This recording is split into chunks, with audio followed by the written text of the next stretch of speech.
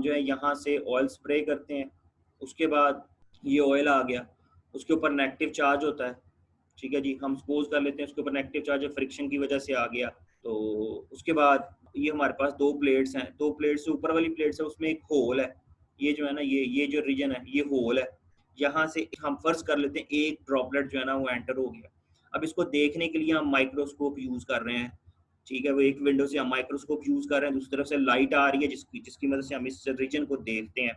अब ये जो P1 और P2 है इनको हमने बैटरी के साथ कनेक्ट किया हुआ है, ठीक है जी। लोअर प्लेट के ऊपर नेगेटिव पोटेंशियल है, अपर प्लेट के ऊपर हमारे पास जो है ना पॉजिटिव पोटेंशियल है। अब इसमें ये हमारे पास वही सेटअप है सारा कि एटॉमिज़र है जिससे जो है ना एक चार्ज एक ड्रॉपलेट नीचे की तरफ आ रहा है। अब ये जो ड्रॉप जो है ये हमारे पास पॉजिटिव नेगेटिव प्लेट्स के अंदर प्लेट के अंदर आ गया।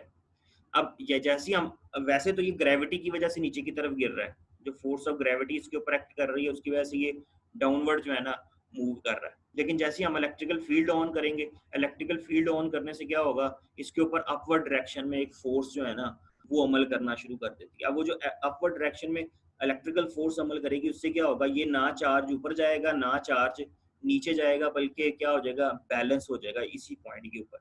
अब ग्रेविटेशनल फोर्स नीचे की तरफ खींच रही है और इलेक्ट्रिकल फोर्स ऊपर की तरफ खींच रही है, तो क्या होगा, ये बैलेंस हो गया। जब ये बैलेंस हो गया तो अब जो है Q की वैल्यू निकालनी है। Q की वैल्यू से हम फर्दर आगे चलेंगे, चार्ज को जो है ना फिर हम कैलकुलेट कर सकते हैं। आर ए मिलीकेन्स 1909 के अंदर जो है इसने इलेक्ट्रॉन के ऊपर चार्ज कैलकुलेट करने की कोशिश की थी कि जी इलेक्ट्रॉन पे कितना चार्ज होता है। सबसे पहले हमारे पास कंस्ट्रक्शन में कौन कौन सी चीज़ शामिल है, हमारे पास एक क्लोज चैम्बर है, हमारे पास ये C क्लोज चैम्बर को रिप्रेजेंट कर रहा है। उसके बाद ये हमारे पास एटॉमिज़र है, इसको इस्तेमाल करेंगे। ये क्या करेगा, ये ऑयल ड्रॉपलेट्स को स्प्रे करेगा। ये हमारे पास ऑयल ड्रॉपलेट्स आ गए। अब वो जो ऑयल ड्रॉपलेट्स आ रहे हैं वो दो प्लेट्स हैं, पैरेलल प्लेट्स, एक अपर प्लेट है एक लोअर प्लेट है। ऊपर वाली प्लेट पे पॉजिटिव चार्ज है, नीचे वाली प्लेट पे नेगेटिव चार्ज है। जैसे ये जो ड्रॉपलेट्स हैं ये उस पॉजिटिव नेगेटिव प्लेट्स में एंटर होते हैं, तो हम सपोज कर लेते हैं कि एक पार्टिकल जो है ना, एक ड्रॉप जो है वो एंटर हो गया। ये आपको एक ड्रॉप जो है ना वो यहाँ पे नजर आ रहा है। हम सपोज कर रहे हैं कि एक ड्रॉप एंटर हुआ है उस होल से। H यहाँ पर होल को कोरिस्पॉन्ड करता है। M जो है वो माइक्रोस्कोप के लिए है कि इस रीजन में ना हम माइक्रोस्कोप से देख रहे हैं क्या हो रहा है। अच्छा जी, और इन दोनों प्लेट्स के दरमियान डिस्टेंस जो है वो D है, ये D लिखा हुआ है। दोनों प्लेट्स के दरमियान डिस्टेंस D है, वोल्टेज इन दोनों के क्रॉस V है। और इसको इस्तेमाल करते हुए हम जो है इलेक्ट्रिकल फील्ड को डिफाइन कर सकते हैं। वो क्या होगी भाई, हमारे पास इलेक्ट्रिकल फील्ड हमारे पास इक्वल होगी E is equal to V divide by D, electric potential gradient का जो रिलेशन है तो उसका इस्तेमाल करेंगे। अब भाई चार्ज जो है वो नीचे की तरफ मूव कर रहा है, तो हम क्या देखते हैं, जैसे ये चार्ज नीचे की तरफ मूव कर रहा है तो इसके ऊपर लाजमी तौर पर ग्रेविटेशनल फोर्स लग रही होगी, ठीक है जी।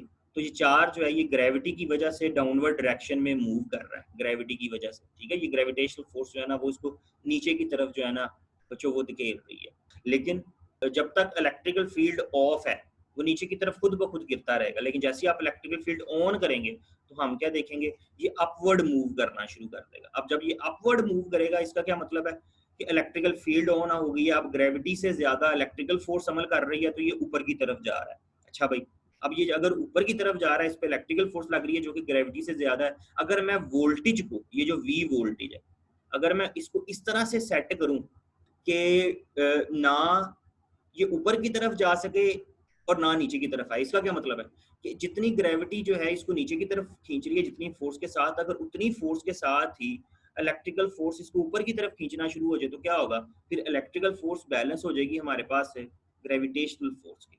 जैसे ही इलेक्ट्रिकल फोर्स ग्रेविटेशनल फोर्स के साथ बैलेंस हो जाती है, अब इलेक्ट्रिकल फोर्स हमारे पास किसके इक्वल है, QE के, और ग्रेविटेशनल फोर्स किसके इक्वल है हमारे पास, mg के। हमने दोनों को जो है ना भाई हम जो है वो इक्वल रख लेते हैं। अब इलेक्ट्रिकल फील्ड हमारे पास किसके इक्वल थी, अभी हमने पढ़ी V डिवाइड बाई डी। अगर आप चार्ज क्यों निकालना चाहते हैं तो अगर आप इस E की वैल्यू को इधर यूज कर दें तो हमारे पास इस जगह पर क्या आ जाएगा, V डिवाइड बाई डी, ठीक है जी। आपने इलेक्ट्रिकल फील्ड की वैल्यू इक्वेशन नंबर 1 में लगा दी, तो अब हमारे पास Q, और यहाँ से Q निकालने D दूसरी तरफ चला जाएगा, V डिवाइड हो जाएगा, तो हमारे पास Q जो है ना वो इक्वल आ जाता है Q is equal to mgd divide by V के।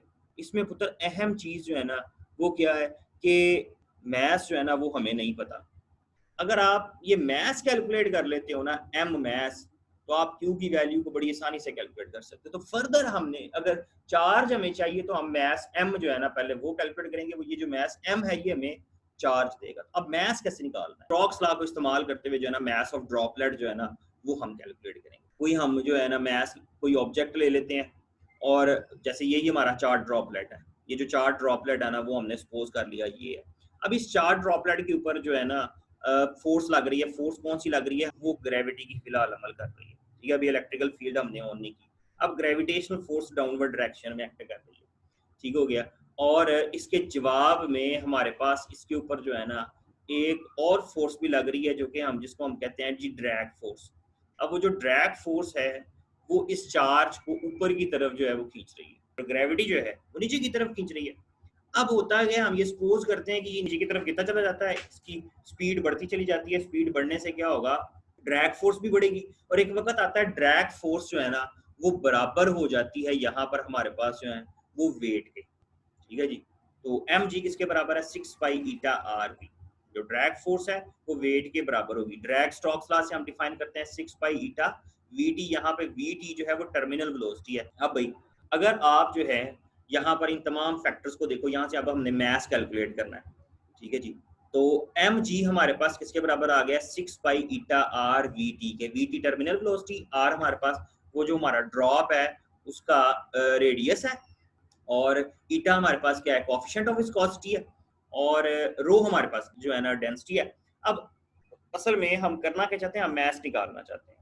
तो मैस जब भी हमने कैलकुलेट करना है हम हमेशा डेंसिटी का रिलेशन यूज करेंगे।